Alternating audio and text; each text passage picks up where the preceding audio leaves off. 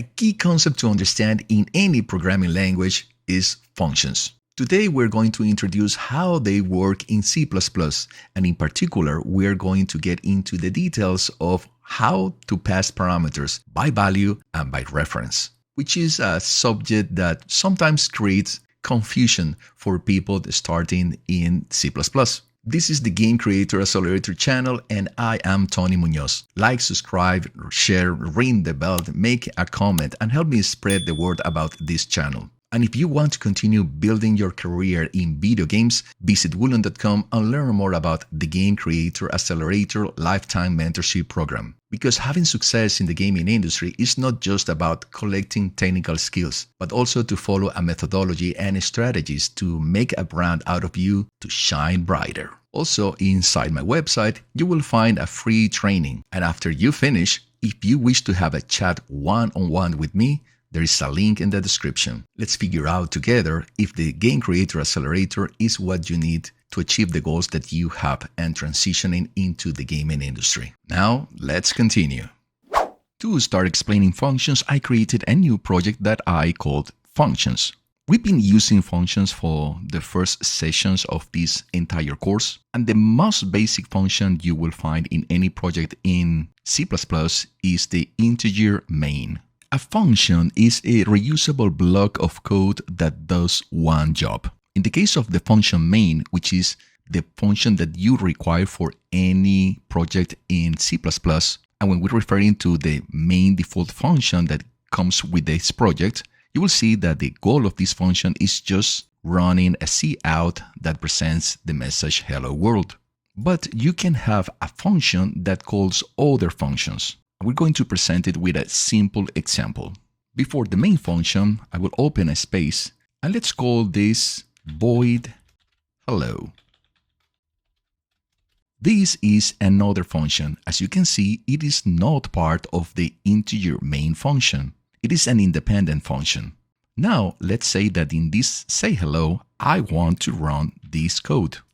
And in integer main, which is the main function that any C++ project is going to run, if we don't say, hey, call this function, nothing will happen.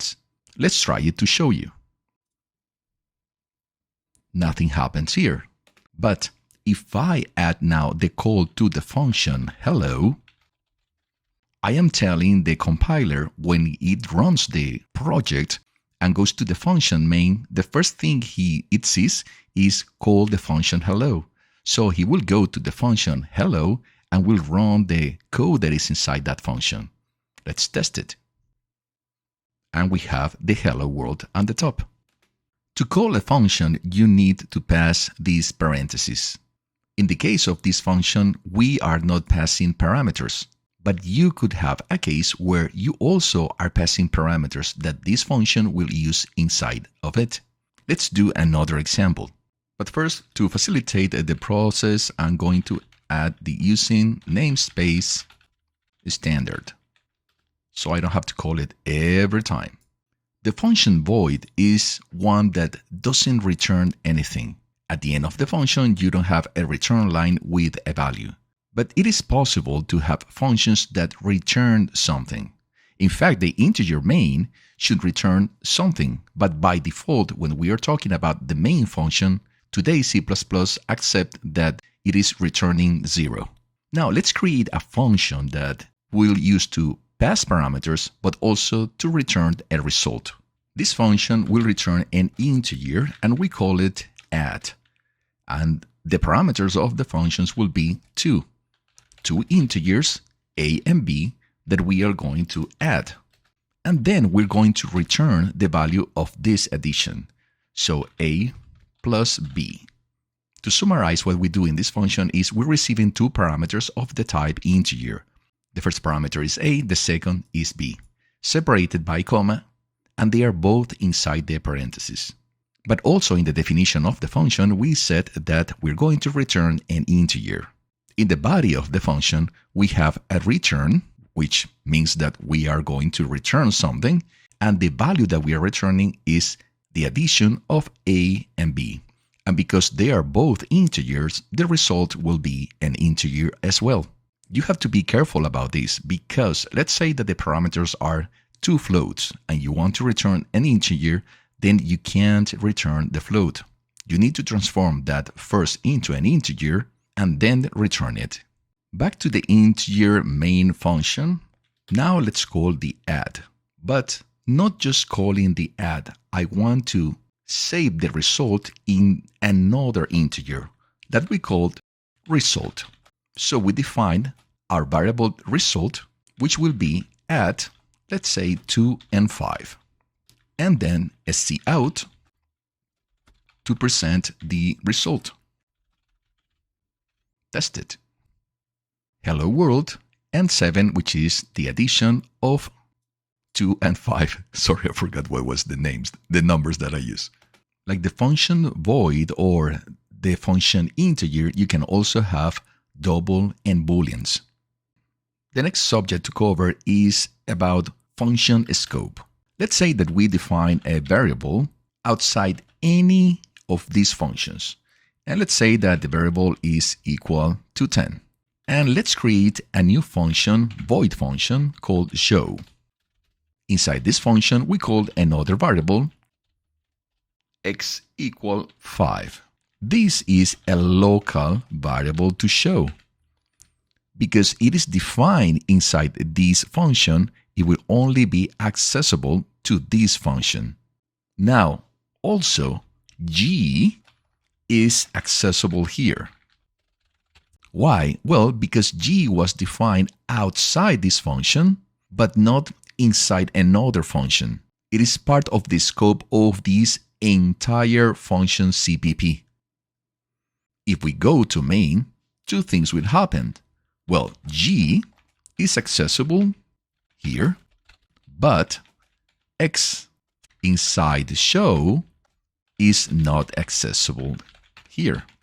Why? Because x was declared inside the show function, and I cannot retrieve the value inside main. The good thing about the scope is that you can create a, let's say, void show more function, and here I can also define the same parameter with another value, but because this parameter that has the same name that in the previous show are in different scopes for different functions, there is not misunderstanding between these two. It is always about the use of the scope and where these parameters will be defined. The next is function overloading. You can use the same function name with different parameters lists. The compiler picks the right one based on the arguments. Let's show it with an example. I'll remove this one. Let's create a function called integer square, where I pass the parameter n, and I will return n multiplied by n. But also, I'm going to define a double square, where I pass a double n, and also return n multiplied by n. These are two different functions that use different types of parameters. What is great is that now inside the main I can call cout square for end line, which calls the integer version, or I can call the cout square 3.5 end line, which calls the double version. Run, and here we have the 16 and the 12.25. The compiler, as it receives the parameter, it will know if it's going to play the square with the double as a returning type or the square with an integer as a returning type. Now, keep in mind that only the parameter types and counts must differ. The return type alone is not enough to overload. Now, I'm going to introduce a concept that is essential to understand in C++, which is passing by value versus passing by reference parameters. This determines whether a function receives a copy or the original. Let's talk about first of passing by value. In this case, the function gets a copy of the parameters. Changes do not affect the caller. Let's go with an example. First, let's comment all this. I make some space. And let's create a new function called void heal by value. And we pass in an integer parameter of health. Health will be plus equal 10.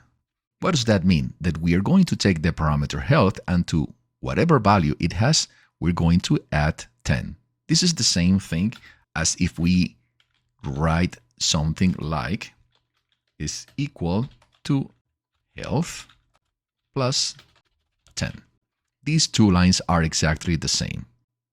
Let's go with the more efficient. Now let's go to the call in the integer.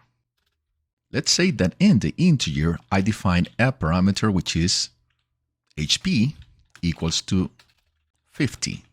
And now I will do a heal by value, and I will pass the parameter HP. You might be thinking that, well, if I pass the HP as a parameter to heal by value, then the HP will be transformed to a new value. In this case, will be 60. But look what really happens. Let's do first a cout of health and line. And here, let's use a cout of HP and line. You can see that I'm calling main, I'm passing 50, but because this is a passing by value, when we call the heal by value, it creates a copy of this parameter. It's not the same parameter. Now we're generating a new variable that is called health. And because we are increasing health in 10 and we run the cout, the value that is presented is the 60. But then we continue running the main and we add a cout for HP. And we can see that the 50 is still there. So we haven't changed the HP. This is what we call passing by value. Now let's talk about the other scenario, pass by reference. In that case, the function gets a reference to the original. Changes affect the caller, and we need to add an ampersand to the parameter in the function. Let's show it with an example. Void healed by reference. Integer, we add an ampersand, health.